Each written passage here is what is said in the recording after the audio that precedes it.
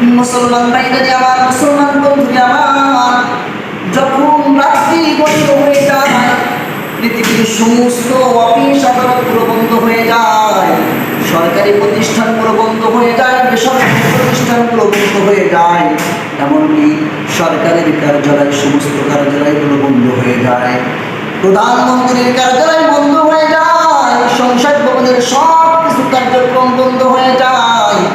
ওই সময় একজন মানুষের, একজনের কার্যক্রম চালু হয়ে থাকে, তিনি হলেন আল্লাহ। পৃথিবীর সমস্ত দরজা যখন বন্ধ হয়েছে, কিন্তু আমার আল্লাহর দরজা বন্ধ হয় নাই। সেই দরজাটার নাম হলো রহমতের দরজা। আমার আল্লাহ বান্দাদেরকে ডাক দেয়া বলে, হে বান্দা, পৃথিবীর সমস্ত দরজা যখন বন্ধ হয়ে গেছে, আমি আমার দরজাটাকে ওপেন করে দিলাম, তোমাদের কি প্রয়োজন আমার কাছে চাও, আমি আল্লাহ তোমাদেরকে দেব। আল্লাহ রাব্বুল আলামিন বান্দাদেরকে ডাক দেয়া বলে, বান্দারে, তোমাদের ভিতরে কি আছো অভাবগ্রস্ত, আমার কাছে চাও, আমি আল্লাহ তোমার অভাবকে দূর করে দেব।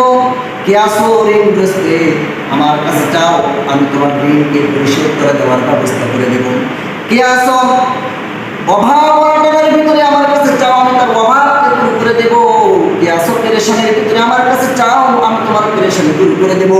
কি আছো সাংসারিক সমস্যার ভিতরে, আমার কাছে যেমন তার সকল প্রকার সমস্যার সমাধান করে দেব। ও মুসলমান, আল্লাহর গোলাম, আল্লাহ এমন যে আল্লাহর কাছে যদি কেউ কোনো কিছু চায়, আল্লাহ রাব্বুল আলামিন খুশি হয়ে যায়। কেমন খুশি হয় বলে, আল্লাহর কাছে যত চায় আল্লাহ তত বেশি খুশি হয়ে যায়। এই জন্যই তো কবি কত সুন্দর করে বলেন, হর গরি দেনে কে তু তৈয়ার হ্যায়, হর গরি দেনে কে তু তৈয়ার হ্যায়, जो न मांगे उससे वो बेजार है, जो न मांगे उससे वो बेजार है। যে ব্যক্তি আল্লাহর কাছে বেশি বেশি চায়, আল্লাহ রাব্বুল আলামিন তার খুব খুশি হয়ে যায়। কিন্তু যে না চায়, আল্লাহ রাব্বুল আলামিন তার উপর নারাজ হয়ে যায়, তার উপর নারাজ হয়ে যায়।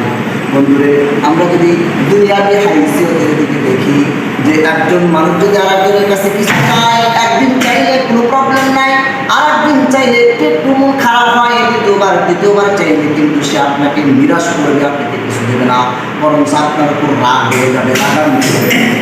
কিন্তু আল্লাহ রাব্বুল আলামিনের কাছে কোনো বান্দা যদি প্রথম দিন চায়, আল্লাহ খুশি হয়, দ্বিতীয়বার চাইলে আরো খুশি হয়, তৃতীয়বার চাইলে আরো খুশি হয়।